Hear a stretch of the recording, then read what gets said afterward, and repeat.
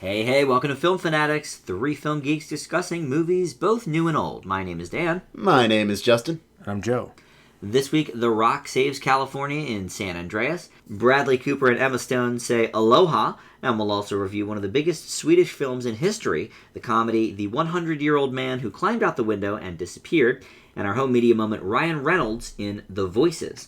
Our triple feature of older films is new classic Now You See Me, Joe's pick, it's been a long time coming, for old classic Twins, and another Joe favorite actually for the Oscar this week, Awakenings. First up, though, we're going to talk about San Andreas, a huge $54 million opening weekend for this one. Joe, tell us about The Rock. A pretty basic summary for you. The aftermath of this massive earthquake in California based around the San Andreas Fault, so obviously it's an exaggeration. And there's this rescue fighter pilot. He's a firefighter. Dwayne The Rock Johnson is this guy, and he's playing this. A pretty intense guy. He recently suffered soon-to-be a divorce, and his daughter and he are trying to keep their relationship afloat as she's going off to college. And turns out she's there in California when there is this big earthquake, and he goes across the state to save her with his soon-to-be ex-wife. Played by Carla Gugino, who I love. That is also a good actress as well. This movie, for me, was entertaining enough to keep my interest, but I kept thinking that it's just kind of filling in all the holes of, every disaster movie ever. You just could really... Yeah. You know what I mean? It just filled in all the placeholders. You saw, okay, this is the character that's got to do this. This is what they have to do. This is obviously the plot point here. It was all so cookie-cutter to me, so this movie does feel like a very standard cookie-cutter disaster movie. It keeps skipping Volcano, Day After Tomorrow. But I thought The Rock was actually really good in it. I thought he played a character that had some weight to him, but I think The Rock's always good anyway. I thought some of the other actors did okay. Giamatti, of course, played the scientist that predicted everything. He says nobody listened to him, but I don't think they really tried that hard to tell people about it, so I never really understood. No, they kept it on the hush-hush. I don't know. It's like nobody would listen to them. You wrote a book. You guys didn't say anything, but it wasn't publicized. But so there are little issues like that. I mean, it was entertaining enough, but I can't really say that it did anything particularly groundbreaking. It looked decent. The 3D I saw was okay, but didn't really find it that eye-popping. For the most part, it's decent, but I'm going to leave it with a C+. Okay. There's definitely some corny dialogue in the film, and a little bit. There was a lot of really good CGI. The disaster scenes looked fantastic. I saw it in 3D as well. I thought the 3D was pretty good. Yeah, it was alright. But there was also a lot of, maybe not a lot, but some bad green screen shots. I don't know if you guys noticed this. Oh, yeah. Oh, yes. Right? Definitely. It's pretty obvious. I don't know, there's so much good CGI in here with, the blowing up of the bridges and stuff like that. I don't know why they couldn't go that extra step and spend some money on that as well. But The Rock, absolutely, Joe, is having a lot of fun, as per usual. Yeah. I think he did a good job. I do think, actually, the family storyline is a good one. A lot of times they just sort of throw it in and make it like an afterthought. Here, it was cookie cutter, you're right. Yeah. But I believed it. Yeah. And it seemed reasonable. It's believable enough. And it has a nice balance of action sequences, all the buildings falling down, everything catching on fire, people dying, and the family and romance stories as well. Yeah. With The Rock and Gugino. It's pretty brainless, and it does run on a little bit long, as I think most disaster movies probably do. I'm glad you pointed that. I thought it was about 15 minutes too long. It's about 10-15 too long. But honestly, for summer disaster entertainment, it's not bad. I give it a B-. Okay. I had fun with it. Justin? That's a reasonable grade, Dan. I was thinking B, honestly, until it kept going. It ran on a little bit too long, and that dropped it down for me. I can definitely agree with that one. It seems like every few years, Hollywood just feels compelled to throw audiences a disaster film for no real better reason than because they can. Yeah. 2012, Into the Storm. I could go on all day. Firenado, though. Into the Storm. The Firenado. Can't top that. Never. Even Sharknado is terrified of Firenado. He runs away. Oh, wow. But most of the time, I think that these movies can be excused for cheap escapist thrills. But here, the biggest issue is San Andreas just brings nothing new to the table. Instead, it just sort of mishmashes all these ideas from all these other movies and just sort of runs with the cliches, adding in this really melodramatic subplot with Dwayne Johnson's family, which is laughable at best. Oh, I liked it. I thought it was okay. I really, really did not like No, it. I guess not. I thought it ruined an already tense story. It just was a mess to me. It was like you're trying way too hard to be soapy. Not to cut in, Justin. No, go on. But I'm curious, what part about it specifically did you think was like so sappy? Because I think there are a lot of stuff going on with that family subplot. There's all these like loaded shots of like, oh look, we cut to the mirror and she's in focus. Oh, you didn't like some of the editing with it Some of the editing, some of the delivery was really hammy. from The Rock? From Dwayne Johnson at times. I thought Alexander Daddario as his daughter was underwhelming, but fortunately I don't have too many scenes together. I thought she was decent, but go on. It's just like, we have this in here because we need to show that he's a really good, hardworking guy who can apparently do anything, which is kind of ridiculous. But what really works on his end is he is incredibly likable. And it's always fun to see Paul Giamatti again, even though he deserves far better than this. Well, he'll take anything, right? I did not. Oh, well played, Joe. Well played. Amazing Spider-Man 2. Yeah. So, But it's those breaks that really pull this movie down. I leave it with a C. I thought the family dynamic was fine. I mean, I've seen it done so much worse. Oh, I agree. You know? It's just incredibly forced here. I think it always kind of is in these movies. I thought this movie, I guess I saw Into the Storm, but the last big disaster movie I saw before we were doing the show was 2012. I'm not a huge disaster movie fan. 2012 was awful. Oh, I you're hated not it going to get any so argument much. from here. The only reason I didn't give it an F was because the CGI and the blowing up of the buildings and everything was cool. the blowing up. Well, that's what they do, I guess. No, you're not wrong. But It's pretty much what people liked. and I guess that's the reason to watch the disaster movies in the first place, is you like to see the ground ripple and people fall through the cracks and You're not fooling whatever. anybody. That's the point. Yeah. That's the point, and so that's fine. But I didn't mind that they gave us a fairly basic family story to go along with it. I thought Ione Gruffud as the mom's boyfriend, he always plays a good dirtbag, so that was good. But Justin, I don't agree that they play off The Rock as being able to do anything. They play him off as being able to do a lot, but there's a pretty crucial scene between him and Carla Gugino that proves he can't do everything. Yeah. And I thought that was good for his character. But mostly everything. Well, he is the star of this big disaster movie. He's The Rock, so you kind of expect him to have some action chops. I mean, I agree. But you know what? You actually want to know, you guys might not get this, but the comparison I made when it opened with him saving this girl in this ravine as it cracked open is one of Schwarzenegger's last movies he did before he went into office, which was called Collateral, where of course he's shoved into this action plot, but he's a firefighter. And Schwarzenegger's a firefighter.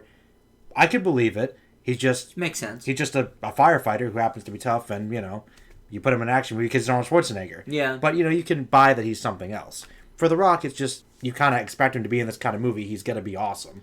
That's kind of what you go and expecting. You don't leave with The Rock and him he's kind of got to be ridiculous. It's a disaster movie, No, I agree in that regard, but it's honestly not the action sequences that bother me. It's the... Oh, look how talented he is as a dramatic actor. There's a difference between being likable and being a good actor. Dwayne Johnson's incredibly likable, but is he a great actor? I'm not so sure. I don't know if I'd say he's great, but I thought some of the scenes, the backstory for the movie is he lost his one daughter, and he's carrying a lot of guilt about that, so obviously it's his main motivation to save his daughter even more so, but otherwise, besides being a dad. So I thought they tied that in fairly personally. I thought his performance was decent enough to convey that he did have some sadness there and showed he was a little more multifaceted. I agree. I don't think it was the best performance ever or anything, but I thought it was pretty suitable for him. Yeah, I mean, I can't see Dwayne Johnson doing, my left foot too here. No. But I do think that he did all right for what this role called for. It is a disaster movie. It's brainless. It's action. Yes, they were going for a little bit of sentimentality, a little bit of drama. A little bit. But, I don't think it was as, melodramatic as other movies might push on us. I thought he did all right for what the role called for. The bigger question is, if he's such a great hero here, and he's going to save everybody, he really only saves his family. Yep. I was thinking that too, actually. There was one scene near the stadium where he saves, maybe a couple dozen people. But other than that, he really does not report to work that day. He just kind of goes and he was rescues his actually family. going out to, I believe it was Nevada or New Mexico, and he was like, there was a disaster back home. Got to go back home. Gotta go save my daughter. Well, to be fair, that's kind of understandable, but I get it, but I did think it was kind of funny that he's a more there is a whole town, realistic hero. really a whole state. That I was gonna say never mind that San Francisco is basically getting leveled here. basically, yeah. Oh yeah, that was actually the best line in the movie. You guys may remember when he goes to save his soon-to-be ex-wife. He goes, "Go to the top of the building, gather as many people as you can." I mean, like, does not happen. if there's like 50 or 100 people, what are you gonna do? Take 5 of them in the chopper? I know, with you can't take too many. They're gonna kill your wife and everybody else to get onto the chopper. That's true. What was he thinking? Well, lucky for him, she just went by herself. She asked a couple of people to come with her, but that was it. All right. Well, up next we have Aloha. And we're going to both talk about this movie and some of the controversy surrounding it as we get into it. But this was written, produced, and directed by Cameron Crowe. It is a romantic comedy set in Hawaii with an all-star cast made up of Bradley Cooper as Brian Gilchrist, a defense contractor with a mysterious mission, Emma Stone as an Air Force pilot assigned to work with him, Rachel McAdams as Brian's ex, who may want him back, and John Krasinski as her unresponsive husband. Alec Baldwin, Danny McBride, and Bill Murray have supporting roles. Barely. Now, Aloha reminds me a lot of 2010's How Do You Know? A once great filmmaker put together an A-list cast who turn out to have very little chemistry with each other and give them a lousy romance script. Aloha is not quite as bad as that film, but probably only because it's about a half hour shorter. The scientific portion of the movie, Gilchrist's mission, is completely unintelligible. Nobody cares about it. And then, like you say, Joe, these other people I mentioned, about a third of the characters could be lifted out of the movie entirely. Easily. With zero consequence. Mm-hmm. And I will say that Cooper and McAdams have some good scenes and some solid timing with each other, but they're probably the only story worth caring about. Cooper and Stone, the main couple of the film, really don't play off each other that well. And it's astounding to me how all of these people are coming off some of the best roles of their lives. You got American Sniper, Birdman. St. Vincent, This Is the End, and all have signed on for this movie. It has some gorgeous scenery, as you'd expect, but, Cameron Crowe has seen better days. It's a C- for me.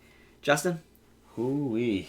It's, honestly, I Couldn't think my C- is probably generous, so go for it. Well, while I may not be the Cameron Crowe enthusiast Dan is, what on earth happened with this one? Somewhere in this movie large emphasis on might, be a compelling romantic comedy. I'm not sure how to salvage it whatsoever, but the story is all over the place. Cooper's character gets progressively more and more annoying as the film goes on, and for the most part, the film has no idea where it even remotely wants to go. Is it trying to be a sort of commentary on second chances? Is it trying to have some sort of live life to the fullest message? I have no idea. So why am I not feeling this? Despite the controversy regarding one particular character played by Emma Stone, she truly, truly, truly is doing her best to try and sell this character. No thanks to Crowe whatsoever. But she's really trying to keep this movie afloat, and I gotta give her some pity points for that. I leave Aloha with a D. I agree that Emma Stone is good in the film. I just think she has no chemistry with Bradley Cooper. Oh, no. She does a good job, though. You're right on that. I should have mentioned that, because I do like her in this movie. Just not with him. No. Joe, how'd you feel about Aloha? That might have been something to do with the kind of character she was playing, but that's another issue, actually. I don't know if it's necessarily acting with chemistry between each other. I mean, I pretty much echo you guys. I mean, as I was watching this movie, I was thinking there's definitely some interesting stuff going on here, but as the runtime kept going, I kept thinking I have no idea what this movie's about. Like, the actual plot of the movie, the whole reason that Bradley Cooper's character, Gilchrist, comes there, I don't know what he does. I don't know what the big deal is, why he's necessary. Apparently he's like this, has this great relationship with the natives to get their land so that they can put military installations up there. Mm-hmm. And there could have been an interesting political, cultural subtext there, but that's kind of underdeveloped. We still don't know the reason for that. They try to hammer in all this Hawaiian mysticism over your head constantly, but I have no idea where it's going because, once again, the themes aren't well established, and they do it so much that it kind of loses its meaning. It just comes off as corny and honestly not very, very subtle, not very natural. plenty of dramas can integrate the background and culture of where they're at, with a Without line, question. like a line here or there, subtly, and wow, that can really hit home. But this is literally like, oh, have you heard of this or that? Oh, my kid's into the history of ha ha ha. It seems like it's pandering almost, and the fact that there aren't really many major Hawaiian Islander natives that are a factor in the movie kind of looks bad too. I think that once again, the McAdams character, I think that their chemistry is interesting. There is some good story there too, but like everything else in the movie, it seems half developed. Mm-hmm. Characters will switch their motivations and switch their attitudes out of the blue at the drop of a hat, and it's there. You'll have entire scenes that are cut out that I feel like are important. Like there's a scene where Bill Murray's character, who is apparently a big deal, is dancing with Emma Stone, and then they cut to him on the floor later. And it's like, I feel like we just missed a whole scene because towards the end of the movie, there's like this big revelation about him, and I don't know how to feel about the character. Mm-hmm. And I don't know how we're supposed to feel about anything. So, I mean, besides that, though, I do agree there's some good scenery. There are a few good lines, a few laughs. And the acting is, of course, good, but this movie's very, very confused. I'm actually with Dan. I'll leave it with a C-. I don't know. I'm kind of floating on that line there. Yeah, I could easily see this one moving to a D+ by year's end. I almost gave it one, but I do agree that the acting here is good. I mean, what are you going to get a bad performance from Bill Murray and Rachel McAdams? No, of course not. Not really. But I wish the main romantic plot was better. Okay, I'll go with coherent, sure. Cohesive. The stories don't integrate themselves with each other. Or within themselves, to be honest. Or within themselves, you're right. Also, the trailer starts with Alec Baldwin berating Bradley Cooper, which happens about 5 minutes before the end of the movie. Yeah. Alec Baldwin doesn't even really show up until like an hour and 20 minutes maybe into the movie. I mean, more or less, yeah. I'm glad you pointed that out because I actually did read a review for this one because I was curious about it. And apparently, like at a first screening for this, Cameron Crowe actually came forward and apologized beforehand. And this is kind of a rare thing for him. He literally begged the audience. He said, judge this movie for what it is. There was a lot going on behind the scenes with studio interference. So there was a lot of editing issues. So that's pretty bad. He was literally like, please don't be too hard on Sony hates this movie. That was revealed in the leaks. He also mentioned in December. He mentioned that don't judge it by the Sony leaks with all the other Sony stuff, I guess. Right. So he said, please don't, be too hard on my movie, which is kind of sad. Not a good sign. Doesn't seem pretty confident. Yeah. You know what, though? That doesn't surprise me with the editing because most of Crowe's movies are easily 2+. Yeah. And this is like an hour 45. So I figured because it's such a mess narratively that there had to be more going on that would have fleshed out any one of the stories. And you know what? More or less. That we didn't see. I actually kind of like it sometimes where you have a guy come back to his old stomping grounds or whoever, and you have multiple different storylines. Like he's got different pieces of his life he's got to resolve, and they're kind of all loosely related. I feel like that's what they were kind of going with here. But they're not. Everything was underdeveloped, so you don't. No, I do think that's what they were going for. No, I agree. It's like they're not. It's like he's got connected. He's got their relationship. Obviously, he's got to deal with. He's got to kind of get over what happened to him in Afghanistan. He's got the relationship with the Native people, and he's got some issues with the military and former projects with Alec Baldwin to work through, and they all be kind of integrated and slightly loosely connected. And then by the end of the movie, it's okay. I've resolved everything. Basically, it's tying up loose ends, I guess. If I had to guess one thing, Justin, I think it is kind of about second chances, like you said, and sort of facing your mistakes. Facing your past mistakes, Generally, but then again, half the movie isn't even like that at all. So yeah, I honestly, well, that's the sciencey part of the movie, which bounces around even more. Which doesn't make any sense. I'm sorry, but the whole weird covert hacking thing they go into later, I was like, this is so out of the blue. What is happening? Bradley Cooper can do this? Is this why they needed him? I thought he was there just for the natives. Romantic comedy turns conspiracy thriller? It got kind of intense there, and I'm like, what's going on?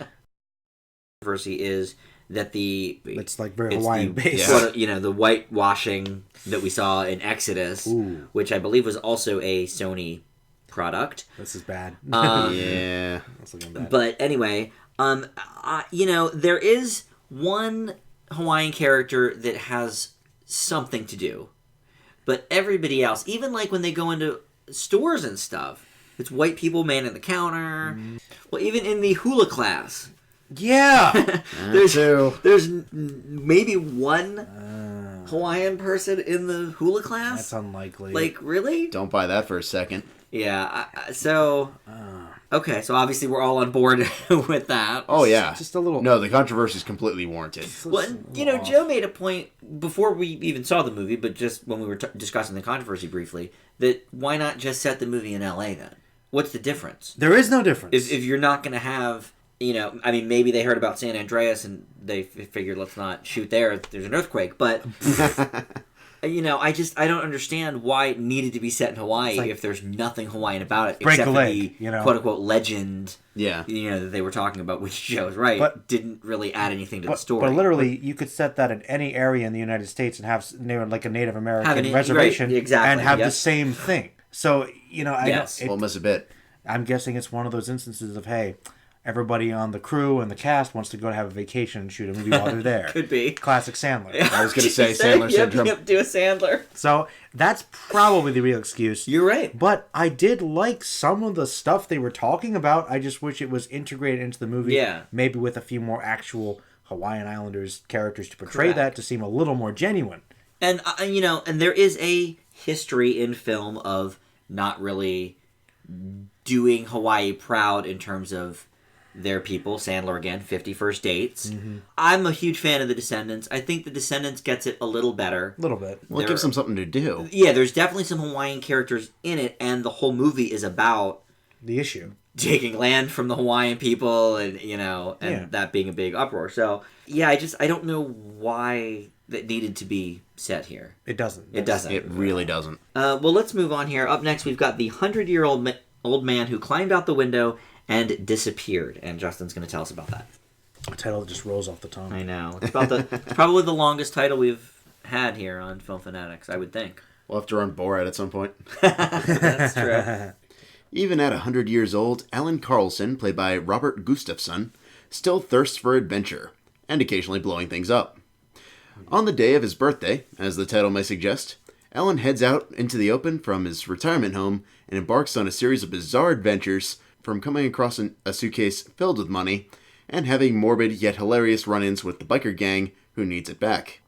Now, despite the lengthy and kind of on-the-nose title, there's quite a bit of fun to be had with this movie. Gustafson isn't afraid to be both naive as the elderly man, but also wise at the exact same time with how his character grows and how he's come to understand the world, which both complements the movie and adds genuine heart when it's appropriate. It's cartoonish, but I feel like there are times where the movie isn't quite as funny as it seems to think it is. And I feel like at 2 hours, it's a little bit too long. And the crosscuts to Forrest Gump-style flashbacks sort of revealing his run-ins with historical figures and things like that. Some of which are very, very entertaining and good for a quick laugh or two. Others just don't gel and I think, frankly, make the film drag for a little bit. But I do think it's a pretty solid comedy. I definitely laughed in more than a few spots, and it's worth a watch. I leave it with a B. Well, perhaps for me something got lost in the translation. This lead actor, who is okay in the movie, but he is supposed to be the top comedian in Sweden, the funniest person Sweden has to offer, and neither the script or his performance I thought was all that funny. The movie transitions okay from the past to the present. It wasn't confusing at all. But both storylines are entirely too reminiscent of other, much better films. It's a complete Forrest Gump-like ripoff, basically, at least with the past part. And then the current part is almost like, there's 7 psychopaths kind of in there, and it just, nothing really gelled that much. Now, I will say the makeup is great in this movie. This actor is apparently, in his 40s or something. He goes from, 20s... to obviously up to 100. I don't think he really looks 100. He probably looks maybe 85, 90. But I thought the makeup here was great, but it just didn't really do it for me. It's a C+. Oh. Joe? Well, I enjoyed it a little more than you guys did.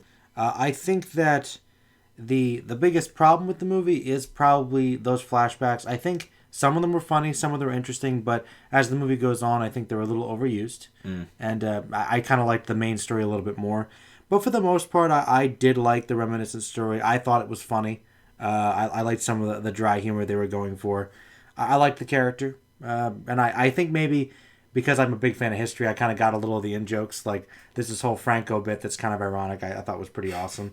I'll give you that. So Yeah. I don't know. I enjoyed the movie quite a bit. I thought it was pretty enjoyable. I give it an A- actually. Oh wow! Really? I thought it was a very enjoyable movie. A little bit long, and not all the jokes worked for me, but it was pretty good. I thought it was a little long. I wasn't like super bored with it, but I do agree that as it progresses, the flashbacks I cared a little less about them. didn't have to keep happening so frequently. I was gonna say, like, the early flashbacks I really, really liked when he was talking about his childhood. And Well, I agree. I feel like as he got older, the stories got less interesting, and they kind of start to speed up. Like, basically, the last half of his life, he more or less becomes a spy, and that's kind of a whole big montage thing as opposed to specific events Right. they expand upon. Yeah. So, Well, and they also got a lot more fantastical too. yeah, which I think is probably the point of the storytelling, basically. True, but I feel like I liked the current story better because it was what was actually happening to him. It was, I don't know if realistic is the word I would use, but In a maybe, way. maybe relatable in a way. Plausible, I guess. Plausible, there you go. But I don't know. I really, I mean, there were a couple of funny scenes or funny lines, but I just have seen it done a lot better. how'd you guys feel about the ending? Just out of curiosity. In terms of Like how just the resolution. like how it wraps Yeah, up, I how was- the story wraps up. Yeah, in terms of just general resolution. I liked the final lines. I thought it was pretty good. Some character arcs Yeah. come full circle. Did you not like it? It was fine. I had a bit of a mixed reaction. It's like I kept waiting for like there to be like some reason he chose this place in particular, or some sort of like this is where we end up, or nope, it's just we stop here, and then repeat same lines because he can. I'm not entirely sure how to take that. Well, it's just kind of the idea of how how the older individual will like to tell a story and then they'll tell the story again and again. Like, by the way, Senile, yeah. Or Maybe not senile. just struck on the past, and as you get older, you like to tell the same stories, Sure. your best stuff, Yeah. and it's kind of circular. So I thought that seemed kind of realistic. And by the way, Okay. we start at the beginning lines of the first movie. I mean, maybe it wasn't executed perfectly, but they were doing a circular type of No, position it was one of those like I'm okay with it, but I still felt like there was a better way to wrap it up. I do think it was directed well. I'll agree with that. I thought the both the past and the present, like the on the road trip kind of scenes in the present, and then the more historical stuff was good. And I thought it did flow pretty seamlessly. Mm-hmm. I just would have liked to see more of the present day as the film went on. And what I thought was really good about it was, in contrast to a lot of foreign films of this caliber, is it never felt like it was trying to stretch its budget. Didn't hide behind like really cheap CGI, which I know a lot of foreign films do that really bothers me. No, you're right. It felt old-fashioned to me. Okay. I like that. And I don't think that's a bad thing. No, I like it when there's films where they can be regular films that aren't overly action based, but they can have a flowing story that does not heavily rely on the use of CGI. Mm-hmm. Like a Land Ho. Like A Land Ho is a good example. It's a very real, genuine story that's not a giant mega franchise, Right. which seems to be the status quo these days. Correct. So I thought that was refreshing too. Well, up next we have our home media moment, and that is The Voices. We've already touched on this one briefly when we did our Ryan Reynolds top 5, but now we're going to give it the full review here. In The Voices, we meet Jerry Hickfang, played by Reynolds, a pleasant but deeply disturbed man who experiences severe hallucinations, including ones in which his dog and cat actually speak to him, both also voiced by Reynolds. His social life with women, including co-workers played by Gemma Arterton and Anna Kendrick, provides him with even more to hallucinate about and causes him to go off the gory deep end. Jackie Weaver co-stars as Jerry's therapist. It's really hard to give a more accurate synopsis of The Voices without giving too much away, so I will leave it at that. But The Voices, to me, is a real gem of a dark comedy. It's just the right amount of gory and silly. Reynolds gives one of his best efforts here, as Justin and I place it in our top 5 of the Reynolds performances, and especially taking on the roles of the pets as well, and their voices even adds different accents to his repertoire that we have not seen before from him. The film also walks this interesting line of kind of feeling bad for this person who is absolutely doing deplorable things, and I think it works because of Reynolds' performance. You're sort of left not knowing exactly how to feel about him. You feel about what he's doing, but is it a matter of, mental health? Or Reynolds walks that line really well, I think. I give the voices a B+. Joe? Well, it's my first time seeing this one. You guys did tell me this was one of his best performances, and I'd have to agree. I think that he does a good job, like you said, Dad, conveying this character that seems very believable despite how cartoony some of the violence is, and you do feel kind of bad for him, and you can see it as being plausible because, in my opinion, some of the things that he does are debatably not entirely his fault. Correct. Now, the third one, though, is at least alluded to be totally, going off the deep end. Yeah. But leading up to that point, you can tell it's a struggle. And it does kind of resolve in a way that you can kind of feel like there's still some goodness. There's definitely that inner conflict. And I thought that they added the touch where the dog and the cat were basically different aspects of his evil, the good and evil. Yeah, it was sort of, the devil and the angel. Devil and the angel I thought was a very cool way to do it, very unique. And I like the way they kind of also mocked the general mannerism of the dog and the cat. It's like, oh, you love me, and the cat's like, food now. Yeah. Like, give me food. And I was like, so I like that. And I actually was kind of impressed by you. It's been a long time since I've seen the whole, I know you hate it, Dan, the whole animals talking where they move the mouths and whatnot. I was okay with it in this movie. I thought, if that was CGI. Because they weren't actually talking. They weren't, but it actually, I thought it worked kind of well. It worked for me, but it flowed pretty well. I thought that some of the comedy was good. My only issue with it being a dark comedy is I thought that as it went further, it got less and less funny. Yes, it got much more dark. It just, I thought it was honestly kind of disturbing and sad. I was like, well, it was kind of quirky earlier, but towards the end, I'm like, okay, we're just kind of entering some dark drama here, which I was okay with.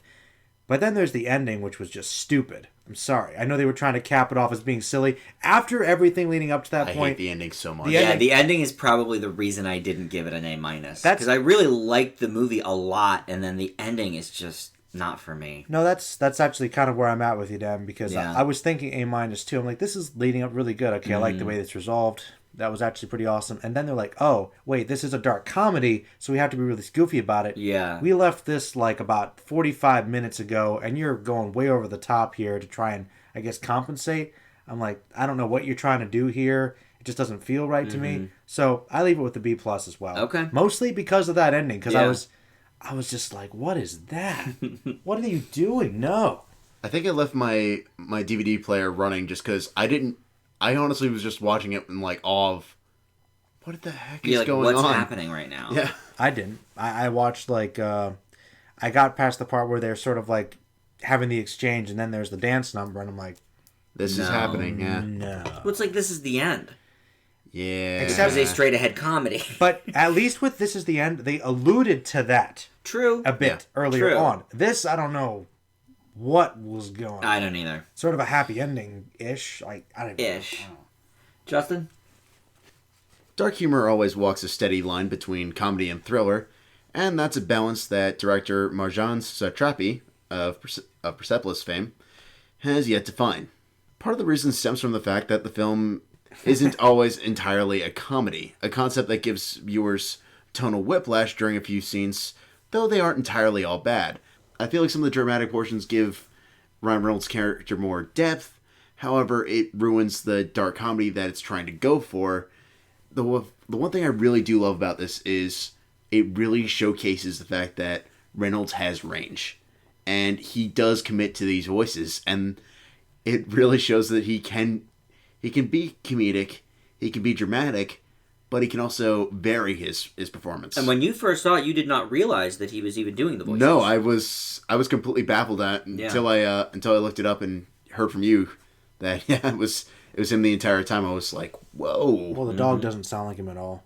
No, I know. And the cat barely. just a smidge. Barely. Mm-hmm. It might be because of the Scottish accent. I don't know. Probably. But no, I agree. I if you guys hadn't told me, I wouldn't have known. Mm-hmm. But I mean, some of the dark humor works. I'm not going to pretend I didn't laugh in a few sections in this. The more thrillery components to it weren't bad. It's just a major tonal shift. And then comes the ending, which is a mess in and of itself, without giving away spoilers. I don't regret watching it, but I can't say I'd ever watch it again. I leave it with a C+. Oh, wow. Dang. I actually did watch it again for this review. I would watch it a third time. I mean, I think it's a really good movie. I think it's well done. And we've talked a lot on the show about dark comedies, like you say, Justin, do have to walk that line. And a lot of them don't get it right. And I do think that there's some tonal issues here, the ending aside. I do think that it shifts very drastically into the thriller portion, the horror portion, whatever. And it sort of does have a little bit of trouble finding the balance then for the next 45 minutes or so until, like Joe mentions, it sort of goes all the way into the drama, the gory mode. Yeah. Yeah, they kind of abandon the comedy. Which is weird. Well, I don't know. But at the same time, his mental state is sort of it's kind of like that, though. Harder to make fun of it when it gets to a certain point. And, I mean, there are two ways to do it, I guess. You can kind of keep it one way and then decide to go one way or the other as your film progresses. Or you can try to keep the balance throughout. Now, I wanted to ask you, Justin, because I know you kind of have the issue with this. If you compare it to a film like Calvary. Now, Calvary is, I guess, a dark comedy. I personally think it's just a straight drama. It's pretty dramatic.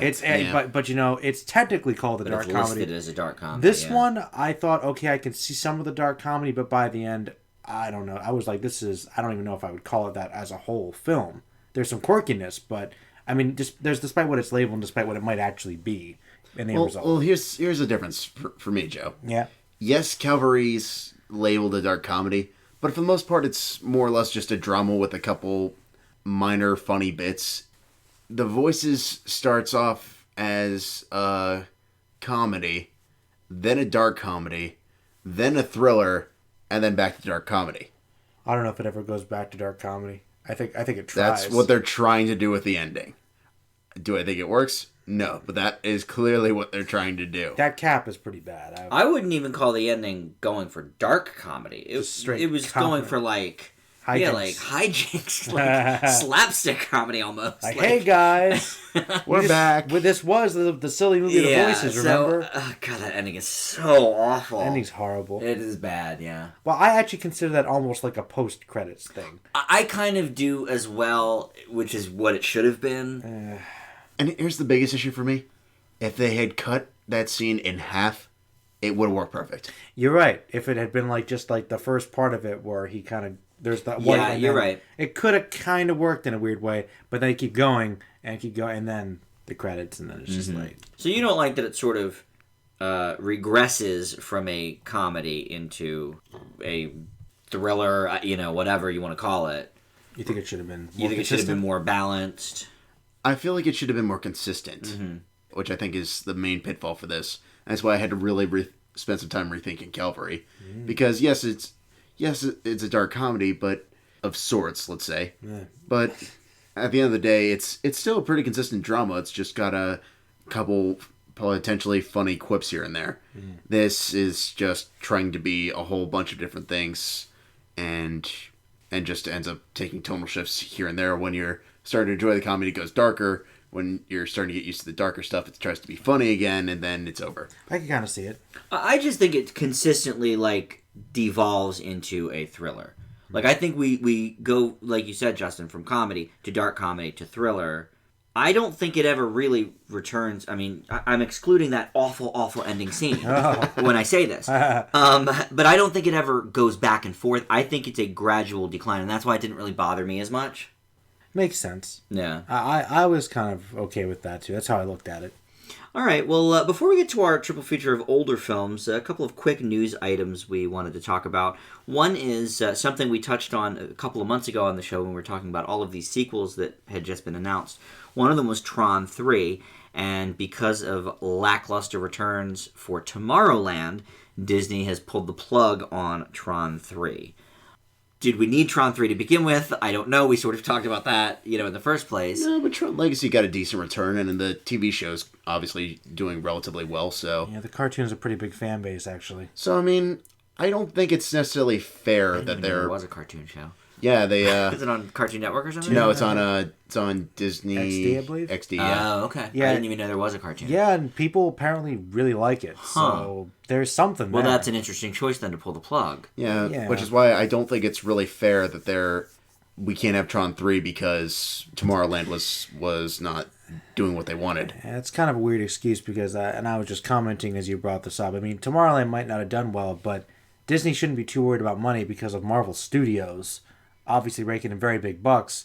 I feel like they could risk Tron Legacy, which would probably at least break even. So, I mean, That is true. for the effects alone, people would probably go see it. I don't know how these studio breakdowns are, because obviously you've got Walt Disney Studios, then you've got Walt Disney Animation Studios, and then you've got Marvel Studios, which is owned by Disney, and then you've got Pixar, which is owned by Disney. But they all are bankrolled through different things, I would imagine. Mm-hmm. So you're right, and Disney theme parks obviously makes money hand over fist, but again, that's a different conglomerate. So you've got Tron 3 coming from the same people that gave us The Lone Ranger, John Carter, now Tomorrowland. Their track record with live action in the last 3-4 years is not great. Now, they do okay with movies like Maleficent Oz and Great and Powerful. Yeah, Oz Great and Powerful. You got to keep in mind, though, those movies probably also cost a lot to make. So I don't know how much money they really got back on Oz the Great and Powerful. I mean, it did well, but You're not wrong. But, I mean, at the same time, what have we learned from the MCU? Big budget can sometimes mean big turnout. I mean, I think we can all agree Avengers Age of Ultron is not the original Avengers. However, it's still making money hand over fist. No, you're right about that. But it's making twice as much as what Oz made, or about $100 million more than Maleficent made. And it's coming from, look, they're going to dump everything they have into Marvel projects. Yeah. Tron's not a Marvel project. It's not, but I mean, I don't think it's fair to lop Tomorrowland into the same category as Tron. I don't either. Tron is a franchise. It definitely has a fan base. It has an incredibly loyal fan base, which I think is something they're completely overlooking.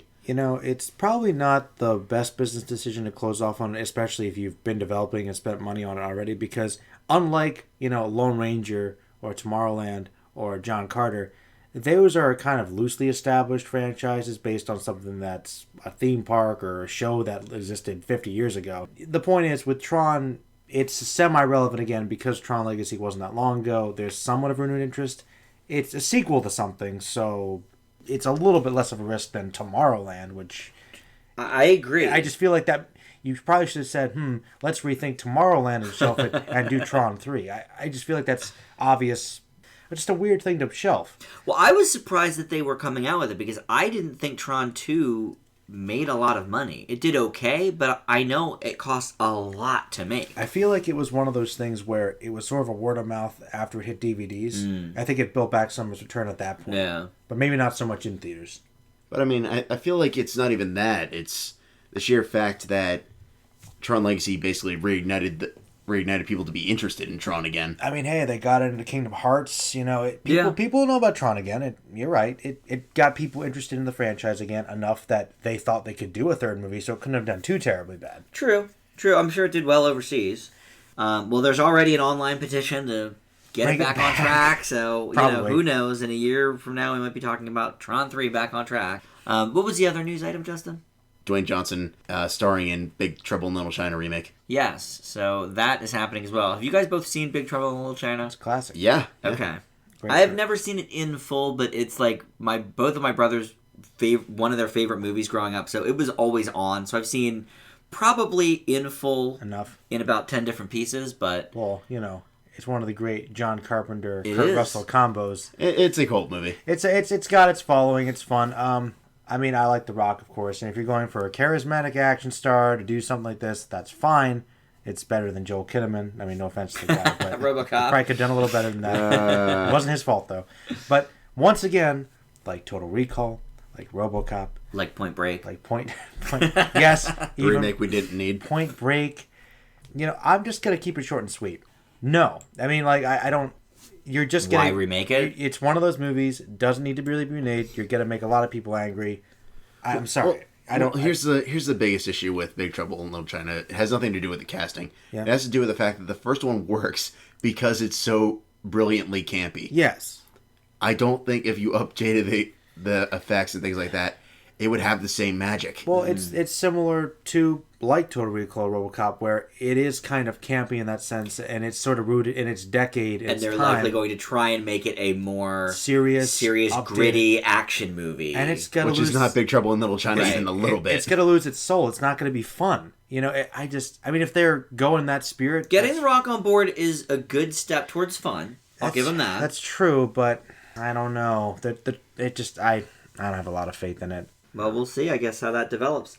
Let's talk about our 3 older films. We start with new classic Now You See Me.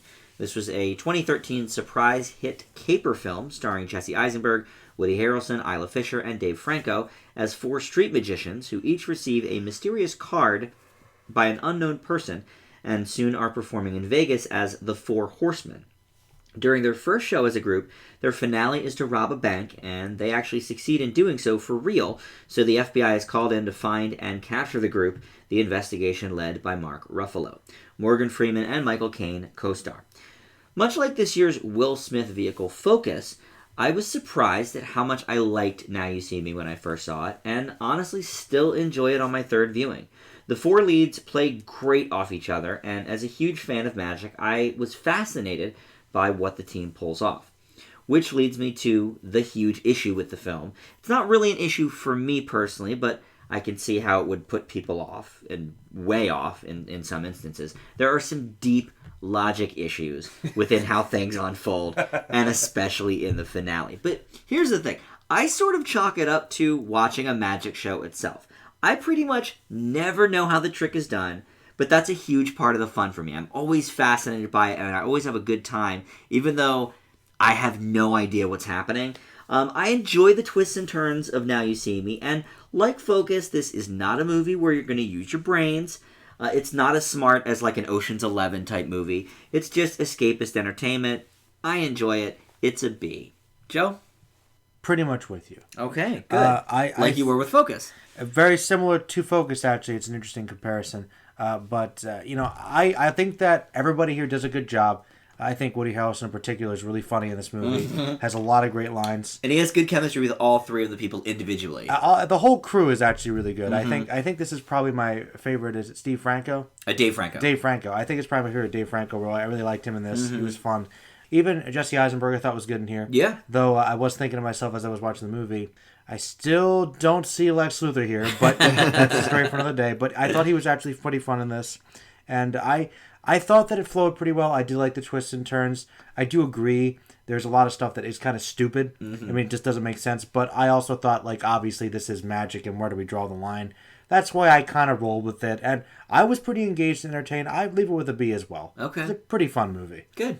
Now, Justin, the hate. Not a fan. The rule on New Classic is at least 2 of us have to give it a positive grade. So let's see how another watch affected Justin on Now You See Me. This is one of the earlier conversations when I met you guys. I remember Justin having issues with this one. Yeah, about a year before the show even started. Yeah. Well, on paper, magicians acting as Robin Hood-like figures sounds kind of dumb, but surprisingly works as escapist entertainment for about 2/3 of the movie. Now, I think what really does sell this is the Four Horsemen do honestly commit to their roles and play off each other moderately well. The heist scenes are really fun to watch, even though they don't always make sense, and particularly come the end suggest more than a handful of plot holes. But that brings up the film's 3rd act, which is a complete and utter mess. Logistically, it doesn't make sense. Rationally, it doesn't make sense. And it basically reduces these characters into abysmally unlikable crooks who are basically out for selfish purposes. It's not enough to pull the movie down immensely, but it does ruin the fun I had in the first 2/3 of the movie. I leave Now You See Me with a C+. Oh. Not so bad. That seems like it's a bit up from before, no? Nope, same. Oh, I thought you gave it a C before. I knew it was in the C range. Well, I gave it a B plus originally, so maybe that's what I'm thinking of. My grade was slightly higher. To be fair, I was but leaning towards a B plus too, but it's a lot of fun. It's fun, but it's a little too stupid at points for me to give it that. Yeah, B+. that's kind of what I figured after watching Focus, because we both gave Focus a B plus, Joe. I actually liked Focus, and I liked. Well, Focus made more sense. I know Justin had a lot of similar issues with how things were done in Focus, but Focus was a little more grounded in reality. Obviously, yeah, I Focus thought it was. It just kept trying way too hard to be cool. Well, it's Will Smith, so Will Smith is always cool, generally. After Earth, Not in A Winter's Tale. Not Winter's Tale. Or After Earth. I'm saying Earth. Anyhow, You're right. On that. So that's why I dropped this one down a little bit, because I do admit it has a lot of leaps in logic. But But because they're magicians, I sort of just let it go. That's kind of how I went with it too. Like you're kind of supposed to be getting involved with the illusion as you're in the audience watching the movie. That's kind of atmospherically what they're going for. There's leaps in logic, and then there's plot holes you can drive a semi through. Well, I don't think it's as bad as all that, and I've never agreed with you, Justin, that the motivation doesn't really make sense. Is it extreme? Okay, I'll give you that. It's extreme, but I don't think it doesn't make sense. I know it's so hard to talk about this without giving spoilers. It is. No, I apologize for the lip biting. No, I knew that's what you were thinking. Without giving spoilers, they do one truly terrible thing at the end of the movie that is really bad. There is no way you can get around it. I'm sorry. When you say they, you mean the Four Horsemen? The Four Horsemen plus okay, person. Got it. Oh, yeah. I mean, I don't know. Are they super selfish creeps? Debatable, I guess. I mean, I think none of them really were that honorable to begin with, I feel like. I don't think it's that much of a leap in their characters at the end. I thought it was pretty well established. They were a bit iffy to begin with. Yeah. No. I'm not saying... Well, I mean, like I said, they're trying to put this whole, like, oh, we're basically magician Robin Hood. Stealing from the big wealthy guy and giving to the poor people who have lost their jobs. And really, it was like the last 25 minutes that just absolutely decimated this movie for me. Where these characters take this huge change in their role, and it makes me kind of loathe them, to be honest with you. I don't see how anyone could get behind them for a sequel, which is apparently happening. It is, and Isla Fisher is not in it because of her pregnancy, so I'm not sure how that's going to affect everybody. The Three Horsemen. No, I think, well, they're replacing her, but I don't know if they're replacing her with the same character and a different actress, or they're just saying, oh, we kicked her out, and now it's, this lady. Which would be better? I think you should just replace I think you should just replace the actress, because they're established as the Four Horsemen. I think you should leave the character the same, just, give her a different actress. Brody it up. Maggie Gyllenhaal. Yeah, that's what I was going to say. You want to trade off some Gyllenhaal. Yeah, exactly. Which is definitely an upgrade, but... From Katie Holmes, absolutely. From Isla Fisher, I don't know. No, I like Maggie Gyllenhaal. I guess she's still an upgrade. Get Amy Adams. Well, okay. Ooh, that's same person, basically. Yes, I confused them a lot when they first burst on the scene. All right. Well, it is getting a sequel, and it's supposed to be out next year, so it's weird. I guess we shall see. Up next, we have Joe's old classic, one that he's been talking about for a long time off air, and that is the Danny DeVito comedy Twins. Yeah. Well, Twins is, of course, one of my favorite movies, and I do talk about it a lot, so I had to bring it. Twins, you guys might have heard of it. It's a 1988 comedy film produced and directed by Ivan Reitman, who directed another one of my favorites. Draft Day. That's right. Dave, Dan. But yes, Draft Day was okay. He keeps bringing in... I had to bring it up. He keeps bringing them in. But yeah, Draft Day was all right. But he does a lot of comedies, I guess I like, about these unlikely twins played by Arnold Schwarzenegger and Danny DeVito, if you can believe that. Pretty much writes itself, right? Who were separated at birth, and they were basically part of this huge experiment to create the perfect individual. It was, I believe, 6 fathers and this one woman back in the 50s to create Schwarzenegger, obviously the smartest, strongest guy ever. But there was a twin, Danny DeVito, who basically plays the schmuck criminal guy who is the very antithesis of the honorable Julius. It's Julius and Vincent are the brothers. And the core of the film is basically Julius, who's played by Schwarzenegger, goes off to leave the awesome island he's living on when he finds out he has a brother, to meet him. And they kind of grow from one another and learn from one another and play off one another.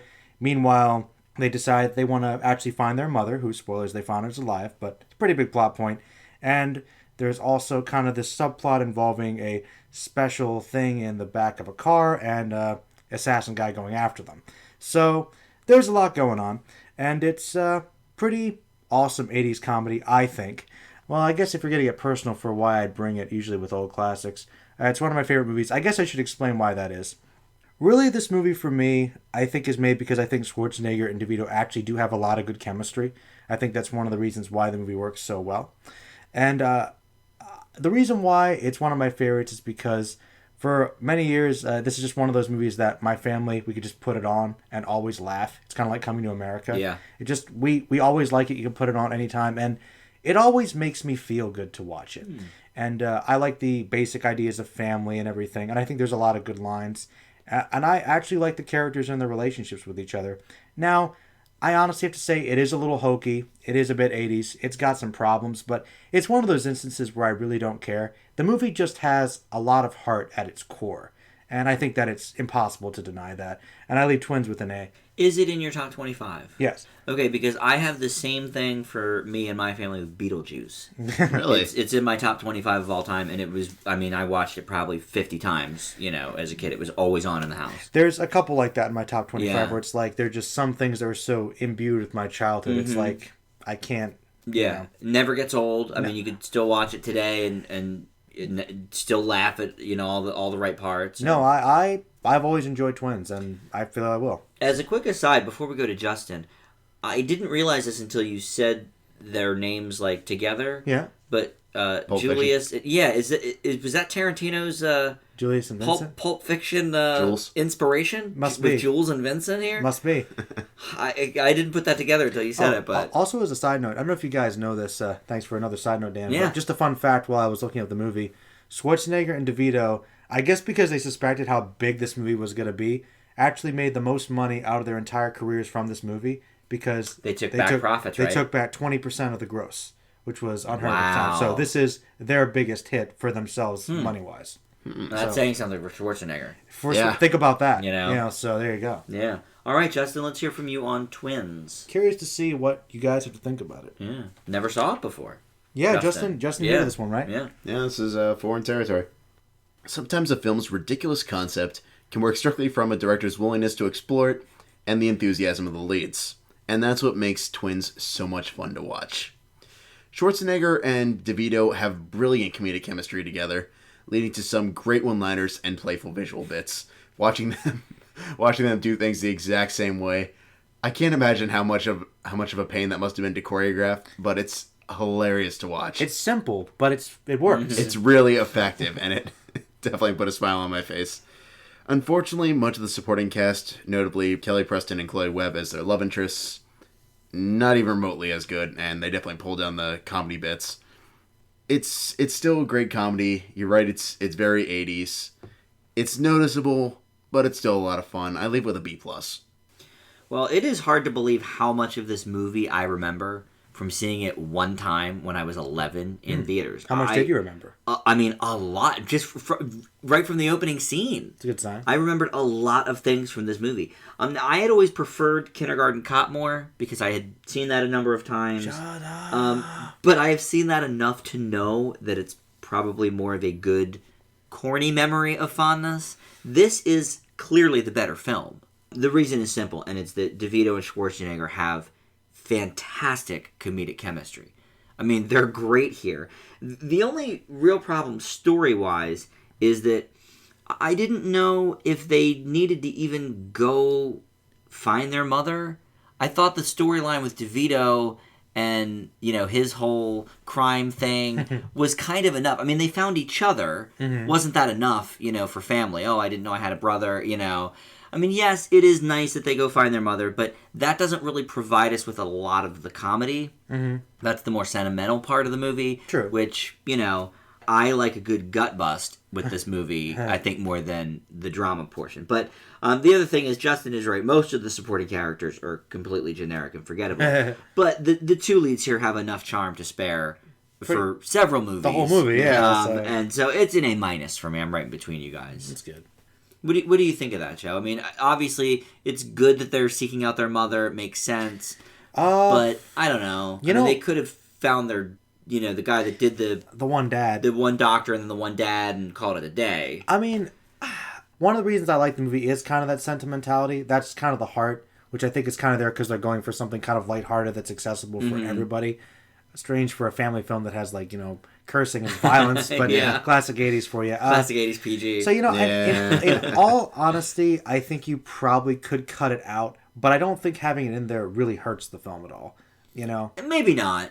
I just feel like they have enough. I mean, they could be sentimental with each other, because obviously, for about half the movie, DeVito's, kind of bad. Kind of a jerk to him, So I feel like maybe they could have their own sentimental moment. Well, But you're right. It doesn't. I don't think it drags the movie down.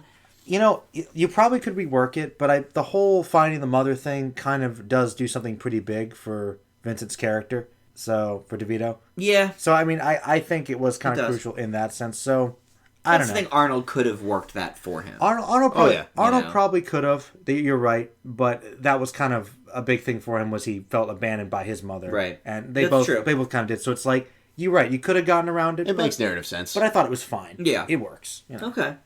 You've both seen Kindergarten Cop, I assume.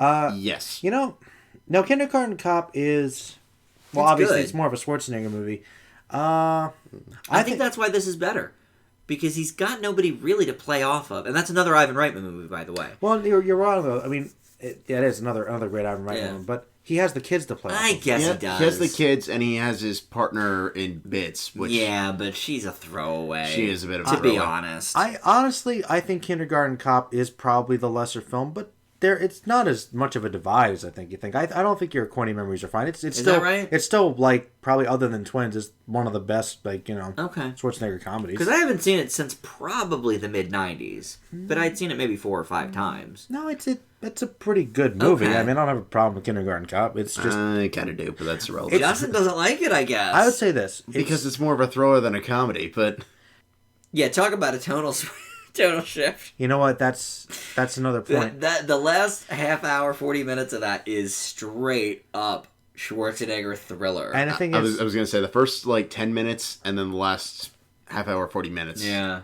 that is dark. A good point. That's a good point. Now, admittedly, that's what they were kind of going for. But then again, I think the bigger problem with that is I think Kindergarten Cop is more so marketed as more of a kids movie because that is true because of all the kids. Yeah. So Twins, I think, is a little more family-ish. Within reasons, yes, there's a lot of violence. A good portion of it is moderately comedic, even though there's straight up murder at one point. But there's some pretty dark moments. There's some dark stuff. I don't think this should have been rated PG, but whatever. I don't know, but it was the '80s. It's PG-13, I think. It's definitely PG-13, at least, yeah. But but that aside, no, it's fine. Twins is great. Yeah, it is. Good pick. I'm glad Justin finally got to see it. Well, I mean, long time coming. Definitely nice for me to see it again. One of the great comedies Justin can say he's seen now. That's true. Yes, his 80s comedy gaps are getting less and less, wait till I run True Beverly Hills. All right. Up next and final is our Oscar A to Z film. We only have 2 more A's after this, so soon we're going to do a mini-sode of all of our favorite Oscar-nominated movies in the A range. And this one is Awakenings. It's a 1990 film with 3 nominations, all of them in real big categories. Best Actor for Robert De Niro, Adapted Screenplay, and Best Picture of the Year. Justin? In this one, Robin Williams plays Dr. Malcolm Sayer, a young doctor working with catatonic patients, particularly Leonard Lowe, played by Robert De Niro, who went into this state in his early teens. However, when Sayer comes across a possible chemical cure, the entire hospital starts to see the patients go through miraculous awakenings, which shock the likes of both the doctors and their loved ones. Director Penny Marshall, who would go on to make A League of Their Own, has a knack for finding inspiring stories and having great people to bring them to life. Although Awakenings gets slightly sappy at times, Williams and De Niro work well together on screen, showing how both characters are awakening, albeit in different ways. I thought it was really interesting to see Williams sort of play this sort of out-of-touch character. He's professional, but he doesn't know how to live his own life, which I thought gave him a really good character arc. It's not always the most intense, but it had some depth to his character, and I really did like that. And I really liked De Niro's arc with his relationship with this one person that comes in later on in the story. But I feel like it's ultimately things like this that lead to the heartfelt yet tear-jerking nature of the story that really gets audiences to believe in miracles, even if they only might be for a moment or two. I think it's pretty solid despite these flaws. I leave it with an A-. Well, De Niro is honestly just at the top of his career here. I mean, this is a great performance. Within like a year and a half, he did this, Goodfellas, Cape Fear, Backdraft. I mean, these are some heavy-hitting films. But the performances all around in this film are just knockouts. Williams turns in one of his first really dramatic performances right on the heels of Dead Poets. And, you know, both of those gave us a glimpse into what would come over the next 25 years. I would say this is maybe his best dramatic performance. Good Will Hunting is certainly up there as well. It's hard to pick, but I really wish Justin and I had seen this film before we did our tribute to Robin Williams on the minisode. I think we both sort of thought, well, we're going to tackle Awakenings anyway on the Oscar docket. We might as well watch a couple other movies we hadn't seen. But Joe, this was certainly high up on your list. The story here is both fascinating and heartbreaking because it's based on a true story. I mean, the fact that, you know, there's really, you know, still people with these sort of issues. It is a little bit overly sentimental, as I think most Penny Marshall movies are. Sometimes even I wish it would focus more on more of the patients than just De Niro's character, because I think there were some other people that were fascinating, but obviously he worked mainly with that character, so it makes sense for the movie. It's very, very memorable. I leave it with an A. Joe? Well, I think it's actually a really great Robin Williams performance, among everything else. It's an amazing story, and you're right, the fact that it's based on a true story really hits it home even more. It does. I think it's very well directed, very well acted, edited, put together, feels very genuine. I do agree it's a little sentimental, but I don't think too much. I think it's just enough as this movie should be aiming to be. And I think that just the chemistry between Williams and De Niro is just amazing. It's great. I just think it's one of the best I've ever seen. It's really a truly great movie. And on top of that, it's the first Vin Diesel movie. That is true. So feather in its cap. Full head of hair. Yeah. So with that, it's an A+ easy for me. And one of the great Marge Simpson films as well. One of the few. Julie Kavner. Julie Kavner. Really, you know, I picked her voice out right away, but she actually is really good here. Pretty good in this movie. She's a little Margie at certain... Only at certain scenes. There's like maybe 2 scenes where you're definitely like, oh God, that's Marge, all right. But she keeps it together pretty well. She does. And her character... Yeah, she makes it her own. And her character actually adds quite a lot. Mm-hmm. You know, because she, in the beginning, is one of the few that sees the greatness that Williams' doctor has to offer here. Mm-hmm. Joe, this is one that you've always talked about being great. Yes, that is another one that I talk about. Yes. We've got good taste, what can I say? Well, thank you. Between this and Twins. The two greats of cinema. This is quite the double for me here. But no, another movie that I've been talking about since we started the A's pretty much. And I'm glad you guys finally got to see it. I do think it's one of Williams' best movies, and I think it proved very early on. You know, even more than Dead Poets, I think. Well, yeah, I was just going to say that because I feel like Dead Poets Society is certainly his first mostly dramatic performance, but he's still having a lot of fun. There's a lot of comedy in there. Yeah, I mean, he has, you know, it's like, Good Morning Vietnam was like sort of half and half. Yeah. You know, a lot of comedy, obviously, but some drama. Mm-hmm. Dead Poets Society was maybe like 80-20. Yeah. And this is just straight up 1 hour photo type drama. Well, 1 hour photo isn't really... You know, well, all right, that's a thriller, I guess, but... So that's like way darker but than this. Not comedy. But I would say, no, he doesn't really go for a laugh or a quirk really more than just like... No. Very few. It's really honest. It's very believable, and it's just...